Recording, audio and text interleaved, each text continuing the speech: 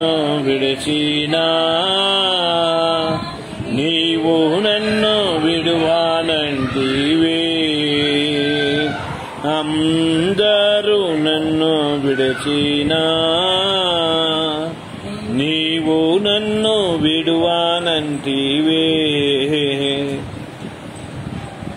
దేవనామమున మీ ఎల్లరికును కృపా సమాధానం కలుగును కాక.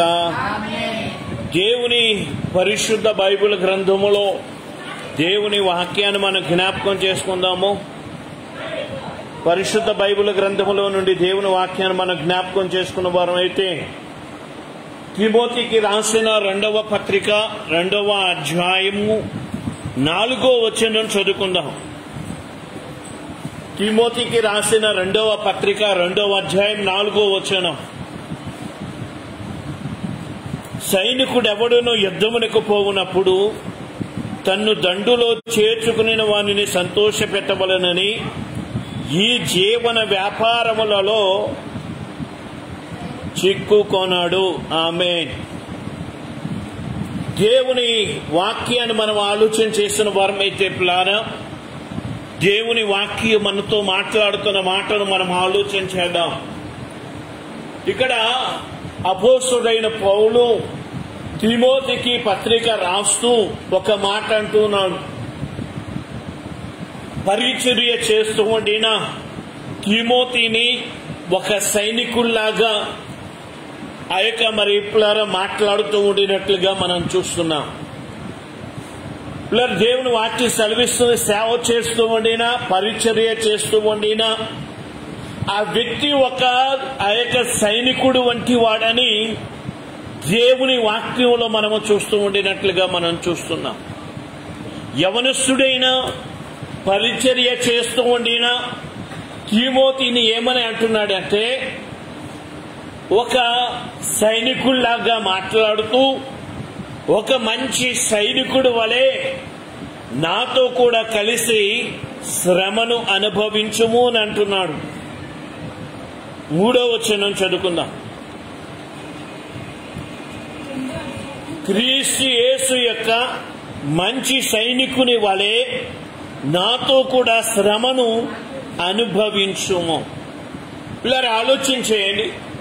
దేవుడు ఆ యొక్క మనలను ఒక సైనికులుగా చేసుకుని ఉన్నాడు. ఒక సైనికుడిగా మనలను నిలవబెట్టాడు గనుక క్రీస్తు యేసు యొక్క మంచి సైనికుని వలె నాతో కూడా శ్రమను అనుభవించము అని సెలవిస్తున్నట్లుగా మనము చూస్తూ ఉన్నాము. గనుక దేవుని వాక్యం సెలవిస్తున్న మాటను మనం ఆలోచన చేసిన వారమైతే ఆ దినాల్లో యేసు ప్రభువును సిలువ వేసిన ఆ యొక్క సైనికులు కొంతమంది అయితే, యేసు ప్రభుని కొరడాలతో కొట్టిన సైనికులు కొంతమంది అయితే, యేసు ప్రభువుని సిలువ మోయించిన సైనికులు కొంతమంది అయితే, యేసు ప్రభుని సిలువకు కొట్టిన సైనికులు కొంతమంది అయితే, ఆలోచన చేయండి పిల్లలు. దేవుని వాక్యం సెలవిస్తున్న మాటను మనం ఆలోచన చేద్దాం. యేసు క్రీస్తు చనిపోయాడో లేదో తెలుసుకోవడానికి ఆయన ప్రక్కలలో బల్లెపు పోటు పొడిచిన వాడు ఒక సైనికుడు అయితే, ఆలోచన చేయండి పిల్లారా. దేవుని వాక్యం సెలవిస్తున్న మాటను మనం ఆలోచన చేసిన వారమైతే ఇక్కడ యేసు ప్రభు అంటున్నాడు, ఒక మంచి సైనికుని వలె నాతో శ్రమ అనుభవించు. మంచి సైనికుడు ఎప్పుడు కూడా ఎలాగుండవా తండ్రిలో చేర్చుకుని వానిని సంతోష పెట్టవలనని ఈ జీవన వ్యాపారములో చిక్కుకొనడు అని సెలవిస్తున్నట్లుగా మనము చూస్తున్నాము. దేవుని వాక్యం సెలవిస్తున్న మాటను మనం ఆలోచన చేద్దాం. యుద్ధానికి వెళ్ళిన ఏ సైనికుడైనా కూడా ఈ జీవన సంబంధమైన వ్యాపారాలలో ఏ వ్యాపారములోనైనా చిక్కుకుంటాడా అని అంటే అలాగనే ఏమాత్రం కూడా చిక్కుకొనడు అని దేవుని వాక్యంలో మనము చూస్తూ ఉన్నాము. కనుక దేవుని వాక్యం సెలవిస్తున్న మాటను మనం ఆలోచన చేద్దాం. పిల్లరా, ఒక రకంగా యుద్ధం చేస్తూ ఉన్న సైనికుడికి ఆ యొక్క ఆలోచన చేయండి పిల్లరా, భార్య గాని బిడ్డలు గాని ఆ యొక్క ఇంటి మీద గాని ఏమాత్రం కూడా ధ్యాస అనేది ఉండదు. మన దేశం పక్షంగా ఆ యొక్క మన సరిహద్దులో, మన దేశ సరిహద్దులో పోరాటం చేస్తూ ఉన్న సైనికులకి ఆ యొక్క తన ఇంటి మీద గాని, తన భార్య మీద గాని, తన బిడ్డల మీద గాని ఆలోచించే ప్రేమ అనేది ఉండొచ్చేమో గాని యుద్ధం చేసే సమయంలో అవేవి కూడా ఆ యొక్క పెట్టుకోరట. ఎందుకంటే యుద్ధం చేసేవాడు ఆ యొక్క అవేవి కూడా పెట్టుకోకూడదు.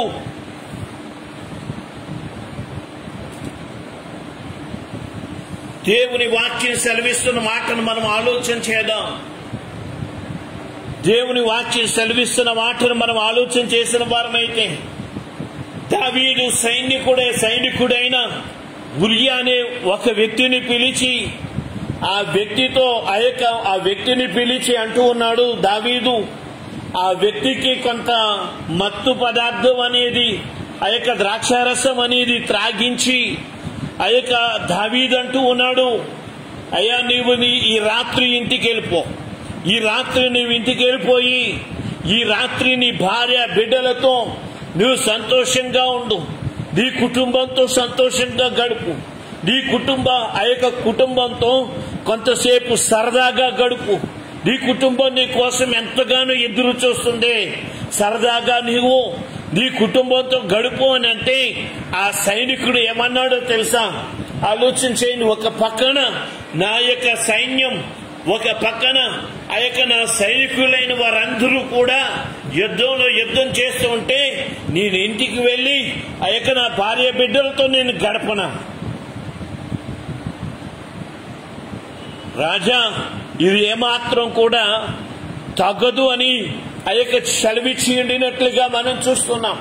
అయినప్పటికీ కూడా ఆలోచన చేయండి పిల్లారా, ఆ యొక్క మరి ఆ ఉరియా ఏం చేసి ఉన్నాడు అని అంటే, ఉరియాని దావీదు అంటూ ఉన్నాడు ఆ యొక్క ఇంటికి వెళ్ళమని ఎంతగానో బలవంతం అనేది చేస్తూ ఉండినట్లుగా మనం చూస్తున్నాం. కానీ ఉరియా ఇంటికి వెళ్ళినట్లుగా ఆ యొక్క దావీదు ఎదుటి నుండి వెళ్ళిపోయాడు. కానీ ఉరియా ఇంటికి ఏమాత్రం కూడా వెళ్ళలే. ఆ సైనికులతో పాటు ఆ ద్వారం దగ్గర ఏం చేస్తూ ఉన్నాడంటే అక్కడే ఉండిపోయినట్లుగా మనము చూస్తున్నాం. దేవునికే మహిమ కలుగును గాక. యుద్ధం చేసే సైనికుడికి ఉండాల్సిన లక్షణమే అదండి.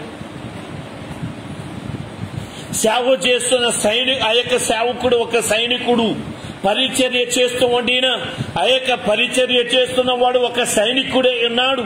అతడు క్రీస్తు యొక్క శిలువ సైనికుడే ఉన్నాడు. అది బాహ్య సంబంధమైన పోరాటమేమో గాని ఇది ఆత్మ సంబంధమైన పోరాటం, ఇది ఆత్మీయ పోరాటం. ఈ పోరాటము ఆ యొక్క ఎవరితో పోరాటం అని అంటే, మనం పోరాడుతూ ఉన్నది మనుషులతో కాదు, కానీ మనం పోరాడుతూ ఉన్నది ఆ యొక్క ప్రస్తుతం అందున్న అంధకార సంబంధముకు లోకనాథులతోనూ ఆ యొక్క దుష్ట శక్తులతోనూ మనము పోరాడుతున్నామని సెలవిస్తున్నట్లుగా మనం చూస్తున్నాం. దేవునికి మహిమ కలుగును గాక. ఆమేన్. ఆలోచన చేయండి. ఈ పోరాట కాల సమయంలో ఎటువంటి జీవన సంబంధమైన వాటి మీద ఎటువంటి మనస్సును అనేది పెట్టుకొనకూడదని దేవుని వాక్యం సెలవిస్తున్నట్లుగా మనం చూస్తున్నాం. దేవునికి మహిమ కలుగును గాక. ఆలోచన చేయండి. దేవుని వాక్యం సెలవిస్తున్న మాటను మనం ఆలోచన చేసిన వారమైతే వాక్యం మనతో మాట్లాడుతుంది. ఒకానొక సందర్భంలో పేతురు ఒక నిజమైన సైనికుల్లాగా మాట్లాడినట్లుగా మనం చూస్తున్నాం. ఏంటి ఆ మాట అని అంటే పిల్లరా, చాలా మంది యేసు ప్రభు మాటలు వింటూ ఉండినప్పుడు యేసు ప్రభు యొక్క మాటలు నచ్చక చాలా మంది ఏం చేశారు అని అంటే మధ్య సగ్గంలో నుంచి లేచి వెళ్ళిపోయారట.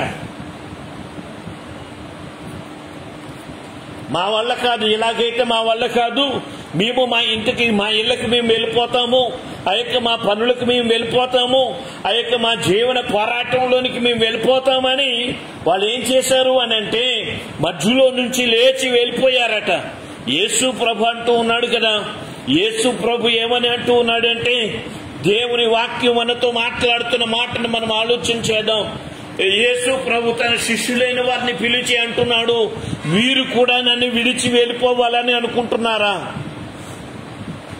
అని యేసు ప్రభు అడిగినప్పుడు అందులో పేతురు అంటూ ఉన్నాడు. ఏమని అంటున్నాడంటే, మేము ఎక్కడికి వెళ్ళిపోతాం ప్రభా, నీవే జీవపు మాటలు కలిగిన వాడువని మా వలలు మా ధోనిలు మా కుటుంబాన్ని ఆలోచన చేయని పిల్లారా, మా తండ్రులైన వారందరినీ కూడా విడిచిపెట్టి నిన్ను వెంబడించాం కదా అని సెలవిస్తున్నట్లుగా మనము చూస్తున్నాం.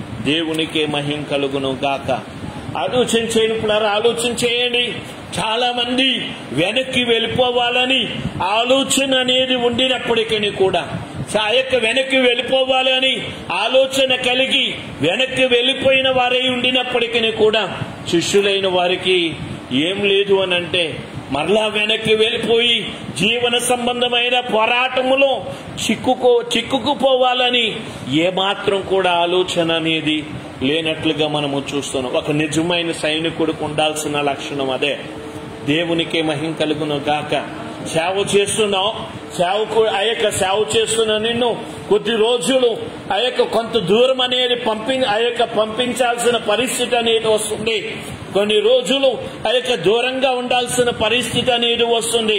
ఆలోచన చేయండి పిల్లారా, దేవుని వాక్యం సెలవిస్తుంది, నేను ఉండలేను అని వెనక్కి వచ్చేస్తావా? లేదు. ఆలోచన చేయండి. అక్కడ ఆత్మలు రక్షించబడాలి అంటే, అక్కడ ఆత్మలు వెలిగించబడాలి అంటే, అక్కడ ఆత్మలు మరి పిల్లారా పరలోకానికి సిద్ధపడాలి అంటే ఆలోచన చేయండి, పోరాటం చేస్తావు. దేవునికి మహిమ కలుగును గాక. ఆమేన్. ఆలోచన చేయండి పిల్లారా, దేవుని వాక్యం సెలవిస్తుంది, పోరాటం చేసే సైనికుడు కొద్ది రోజులు తన కుటుంబాన్ని, తన తండ్రిని, తన తల్లిని, తన సహోదరుని విడిచిపెట్టక ఆలోచన చేయండి పిల్లారా, తప్పదు. ఒక రకంగా చెప్పాలి అని అంటే ఆలోచన చేయండి, అలా విడిచిపెట్టకుండా యుద్ధానికి వెళ్లే ఆ వ్యక్తి సైనికుడిగా ఎందుకు పనికిరాడని దేవుని వాక్యం సెలవిస్తుంది. దేవుని సేవ చేస్తున్నవాడు ఒక సైనికుడు లాంటి వాడు. అందుకే యేసుప్రభు అంటున్నాడు, ఆలోచన చేయండి పిల్లారా, దేవుని వాక్యం సెలవిస్తుంది, తన తల్లినైనను, తన తండ్రినైనను, తన కుమారునైనను, తన కుమార్తెనైనను విడిచిపెట్టని వాడు నాకు ఏమాత్రం కూడా పాత్రుడు కాడని సెలవిస్తున్నట్లుగా మనము చూస్తున్నాం పిల్లారా. దేవుని వాక్యం సెలవిస్తున్న మాటను మనం ఆలోచన చేస్తున్న వారమైతే దేవుని వాక్యం మనతో మాట్లాడుతుంది. యుద్ధానికి వెళ్ళవలసిన సైనికుడు ఆలోచన చేయండి పిల్లారా, యుద్ధం మీద మనసు కాకుండా వీటి మీద యుద్ధం వీటి మీద మనసు పెడితే ఏ విధంగా పోరాడగలడు, ఏ విధంగా దేశానికి విజయాన్ని తీసుకుని రాగలడు. అలాగే నేను ఆలోచన చేయని పిల్ల దేవుని వాక్యం సెలవిస్తుంది, సేవ చేస్తున్న సేవకుడు ఒక సైనికుడు లాంటి వాడు. ఆలోచన చేయని పిల్లారా, అటువంటి పోరాడుతూ ఉన్నది ఆత్మ సంబంధమైన పోరాటం.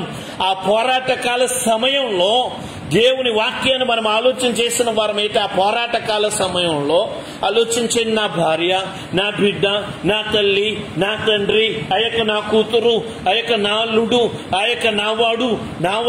నావాడు అనే మనసు అనేది ఉంటే ఏ విధంగా పోరాడతాం? కనుక ఆలోచన చేయండి, అలాంటి వాడు నాకు ఏమాత్రం కూడా పాత్రుడు కాడని యేసు ప్రభు సెలవిస్తున్నట్లుగా మనం చూస్తున్నాం. మనం ఒక సైనికులు లాంటి వాడు. పోరాడ ఈ జీవన సంబంధమైన వ్యాపారములలో ఏ వ్యాపారంలో కూడా చిక్కుకొనడని దేవుని వాక్యంలో మనము చూస్తూ ఉన్నాం. దేవుని వాక్యాన్ని మనం ఆలోచన చేసిన వారమైతే పిల్లారా, దేవుని వాక్యం సెలవిస్తున్న మాటను మనం ఆలోచన చేసిన వారమైతే సైనికుడు ఎప్పుడు కూడా యుద్ధానికి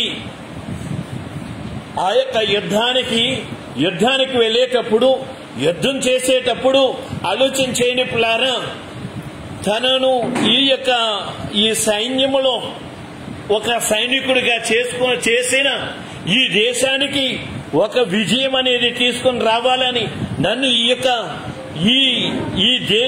ఈ సైన్యములో నన్ను ఒక సైనికుడిగా చేసిన ఆ వ్యక్తిని నేను సంతోషపరిచేవాడిగా ఉండాలని ఏం చేస్తూ ఉండాలి అంటే ఆలోచన చేయండి ప్లారా. ఒక మంచి సైనికుని వల్ల ఏం చేయాలంటే పోరాడాలి. క్రీస్తు మనలను ఒక మంచి సైనికుడిగా చేసుకుని ఉన్నాడు. క్రీస్తు మనలను ఒక మంచి సైనికుడిగా, తన సైనికులలో ఒక సైనికునిగా మనలను చేర్చుకున్నాడు. మనం ఎవరిని సంతోషపెట్టాలి అంటే దేవుణ్ణి సంతోషపెట్టాలి. దేవునికి మహిమ కలుగును గాక. ఆమేన్. ఆలోచన చేయండి. దేవుని వాక్యం సెలవిస్తున్న మాటను మనం ఆలోచన చేద్దాం. గలతీ పత్రిక 1వ అధ్యాయం. గలతీ పత్రిక 1వ అధ్యాయంలో మనం చూస్తున్న వారమైతే చక్కటి మాట మనకి వినబడుతుంది. ఆ మాట ఏంటి అనేది మనం ఆలోచన చేసిన వారమైతే 1వ అధ్యాయం 10వ వచనం చదువుకుందాం.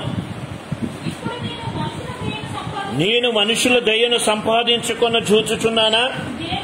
దేవుని దయను సంపాదించుకొని చూచుచున్నాను. నేను మనుషులను సంతోషపెట్టగోరుచున్నానా? నేను ఎప్పటికీ మనుషులను సంతోషపెట్టువాడనైతే క్రీస్తు దాసుడను కాకపోవుదును అని సెలవిస్తున్నట్లుగా మనం చూస్తున్నట్లా ఆలోచన చేయండి. పౌలు అంటున్నాడు, నేను మనుషుల దయను మనుషుల దయను సంపాదించుకోవడానికి చూస్తున్నానా? దేవుని దయను సంపాదించుకోవడానికి చూస్తున్నాను. ఎవరి దయ కావాలి? దేవుని దయ కావాలి. ఆలోచన చేయండి పులారా. మనుషుల దయ పులారా, మనుషుల దయను సంపాదించుకున్న చూచుచున్నానా? దేవుని దయను సంపాదించుకున్న చూచుచున్నాను అంటే మనకి దేవుని దయ కావాలి. కానీ కొన్ని సందర్భాల్లో మనుషుల దయ కూడా మనకి కావాలి. ఆలోచించే ఇప్పుడు లూకా సువార్త 1వ అధ్యాయం 50వ వచనంలో చూసిన వారమైతే యేసు ప్రభు మనుషుల దయందును, దేవుని దయందును, జ్ఞానమందును, వయసు యందును ఏమవుతున్నాడంటే వర్ధిల్లుచూ ఉన్నాడని దేవుని వాక్యం సెలవిస్తుంది. 1 సమూయేలు గ్రంథం 2వ అధ్యాయంలో మనం చూస్తున్న వారమైతే బాలుడైన సమూయేలు ఏం చేస్తున్నాడు అనేది మనం చూద్దాం పిల్లారా. 1 సమూయేలు గ్రంథము 2వ అధ్యాయంలో మనం చూస్తున్న వారమైతే 26వ వచనం చదువుకుందాం. 2వ అధ్యాయం 26వ వచనం. బాలుడకు సమూయేలు ఇంకను ఎదుగుచు యెహోవా దయయందును మనుషుల దయందును వర్ధిల్లుచుండెను. ఇక్కడ సమూయేలు ఏం చేస్తున్నాడు అంటే మనుషుల దయందును, దేవుని దయందును ఏమవుతూ ఉన్నాడంటే వర్ధిల్లుతూ ఉన్నాడని సెలవిస్తున్నట్లుగా మనం చూస్తున్నాం. షూషాను కోటకు రాణి అయిన ఎస్తేరు కూడా ఏం పొందుకుంది అనేది మనం ఆలోచన చేసిన వారమైతే పిల్లారా, దేవుని వాక్యం సెలవిస్తున్న మాటను మనం ఆలోచన చేద్దాం. ఎస్తేరు గ్రంథము 2వ అధ్యాయంలో మనం చూసిన వారమైతే అక్కడ రాయబడి ఉంటుంది కదా. ఏమని రాయబడి ఉంటుంది అని అంటే అక్కడున్న వారందరి యొక్క దయను ఆమె పొందుకున్నది అని సెలవిస్తున్నట్లుగా మనం చూస్తూ ఉన్నాం. 15వ వచనం చదువుకుందాం. ముద్దుకై తన కుమార్తెగా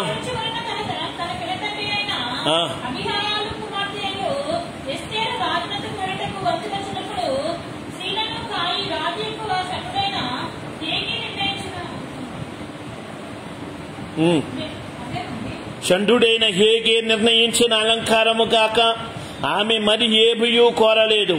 ఎస్తేరును చూచిన వారందరికీ ఆమె యందు దయ పుట్టెను. ఎస్తేరును చూసిన వారందరికీ కూడా ఏం కలిగిందంటే ఆమె యందు దయ కలిగి ఉండినట్లుగా మనము చూస్తూ ఉన్నాం. కొన్ని సందర్భాలలో మనకి ఆలోచన చేయండి పిల్లరా, మనుషుల దయ కూడా కావాలి.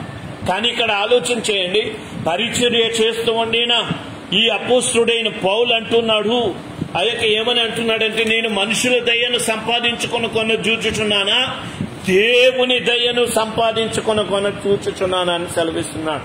దేనికి ఎక్కువగా ప్రాముఖ్యత అనేది ఇవ్వాలి? మనుషుల దయక, దేవుని దయక? ఎస్, ఆలోచన చేయండి, దేనికి ఎక్కువ ప్రాముఖ్యత ఇవ్వాలి?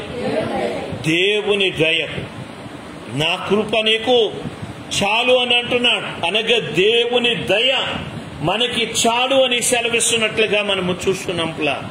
ఆలోచించండి, దేవుని వాక్యం సెలవిస్తున్న మాటను మనం ఆలోచన చేసిన వారమైతే కనుక ఆలోచన చేయండి. ఇక్కడ ఏమని అంటున్నాడు అని అంటే, పరిచర్య చేస్తూ ఉండిన పౌలు అంటున్నాడు, నేను మనుషులను సంతోషపెట్టగోరుచున్నానా? దేవుని నేను సంతోషపెట్టగోరుచున్నానా? నేను మనుషులను సంతోషపెట్టగోరువాడనైతే నేను ఎప్పటికీ కూడా పిల్లలు ఆలోచించేయండి, నేను క్రీస్తు యేసు యొక్క దాసుని నేను కాకపోదును అని సెలవిస్తున్నట్లుగా మనము చూస్తున్నాము. దేవునికి మహిమ కలుగును గాక. పరిచర్య మనుషులను సంతోషపెట్టేటట్లుగా చేయాలా? దేవుని సంతోషపెట్టేటట్లుగా చేయాలి.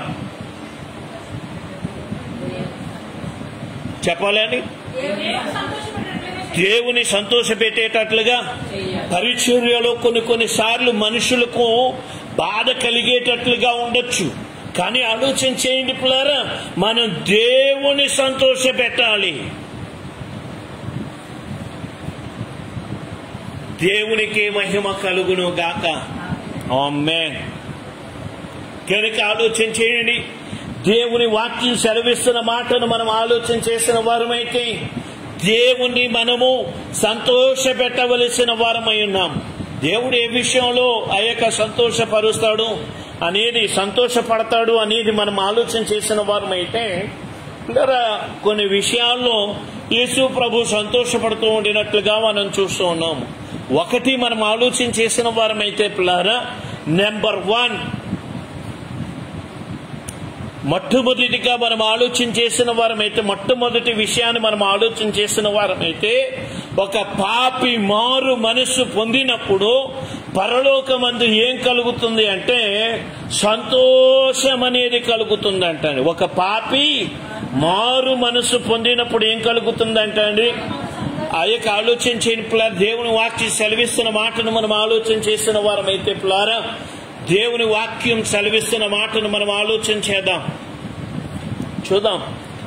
ఒక పాపి, నిజంగా ఒక పాపి ఎంతగానో మారినప్పుడు అనేకమైన ఆత్మల రక్షణ కోసము అనేక మందిని పరలోకానికి సిద్ధపడేటట్టుగా ఆ యొక్క సిద్ధపాటు కోసము పరిచర్య చేసినట్లయితే పరలోకమందున్న దేవుడు ఏమవుతాడంటే ఎంతగానో సంతోషపడతాడు. దేవుడికి మహిమ కలుగును గాక. ఆమేన్.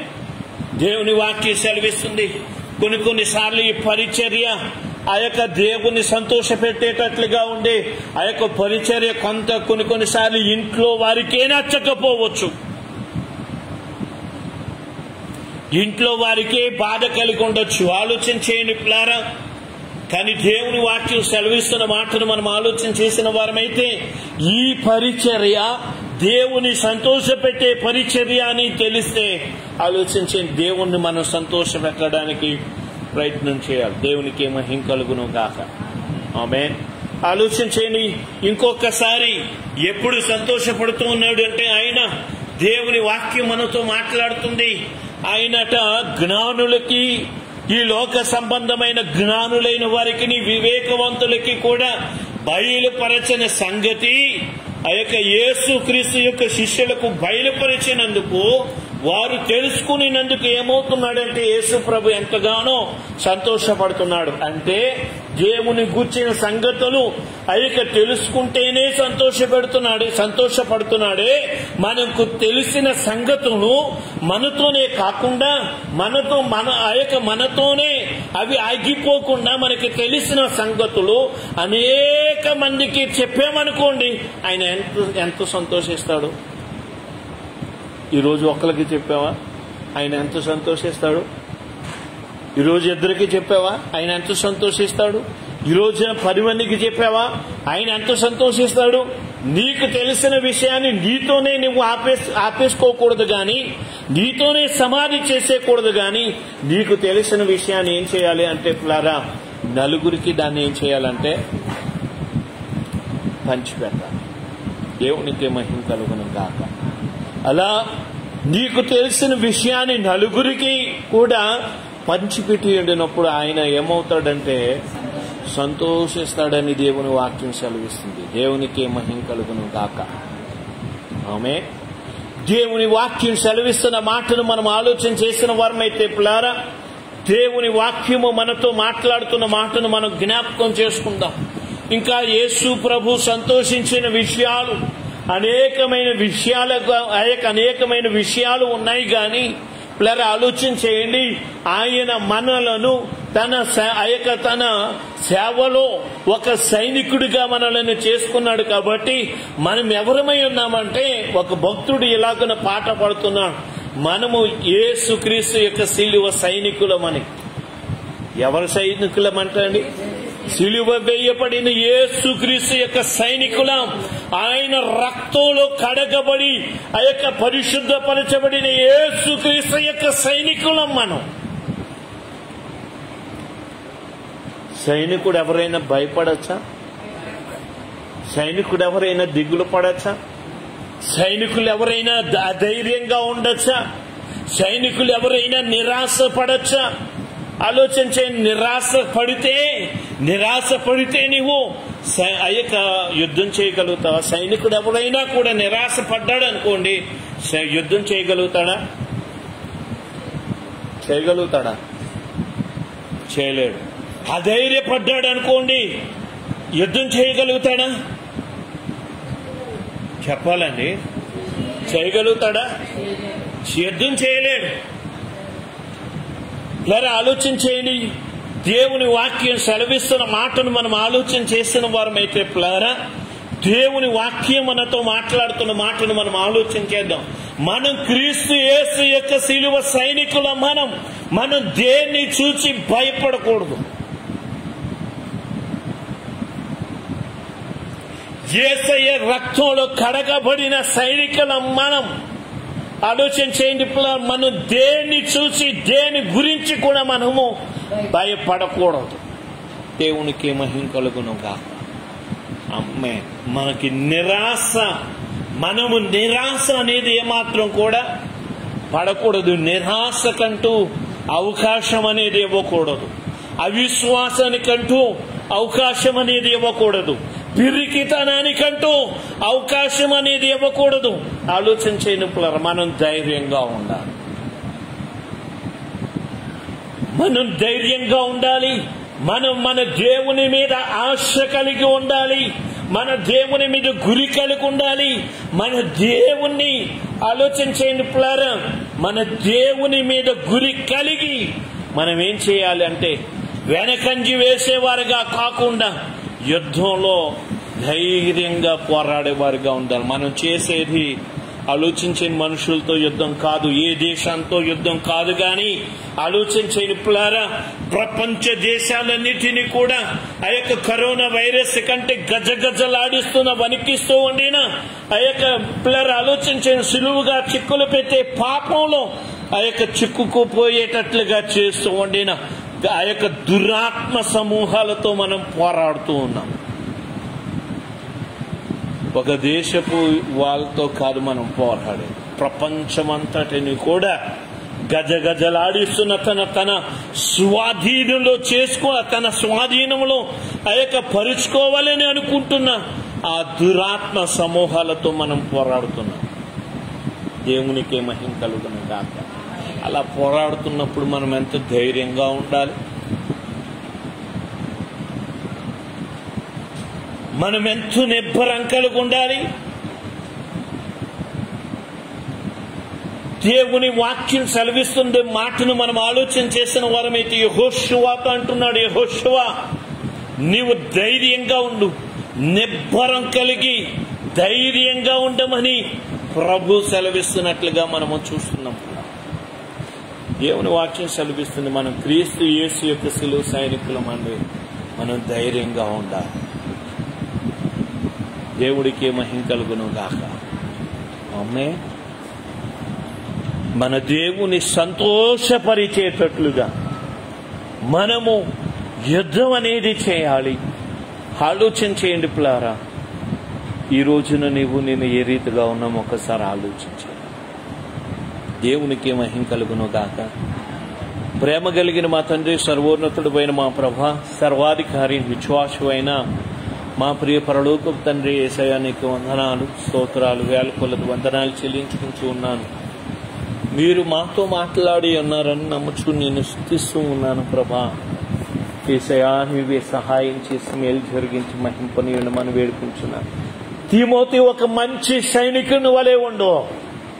క్రీస్తు యేసు ఒక మంచి సైనికుని వలె నాకు శ్రమపడు. ఒక మంచి సైనికుని వలె నిన్ను దండులోనికి చేర్చిన వారిని సంతోషపెట్టడానికి ప్రయత్నం చేయి. అలాగనే ఒక మంచి సైనికుని వలె జీవన సంబంధమైన వ్యాపారాల్లో దేనిలో కూడా నీవు చిక్కుకొనవద్దు. ఒక మంచి సైనికుని వలె నీవు నియమం ప్రకారంగా పోరాడమని సెలవిస్తూ ఉన్న మా పరలోకపు తండ్రి యేసయ్యా, నీకు వందనాలు, స్తోత్రాలు, వేల కొలది వందనాలు చెల్లించుకుంటూ ఉన్నాను. ఆయన నీవే సహాయం చేయండి. ఒక మంచి సైనికుని వలె మేము ఉండేటట్లుగా సహాయం చేసి మేలు జరిగించి మహిమ పొంది ఉండమని యేసుక్రీస్తు శక్తి కలిగిన అధికార నామమున బ్రతిమలాడి వేడుకుంటున్నాను మా పరమ తండ్రి. ఆమేన్.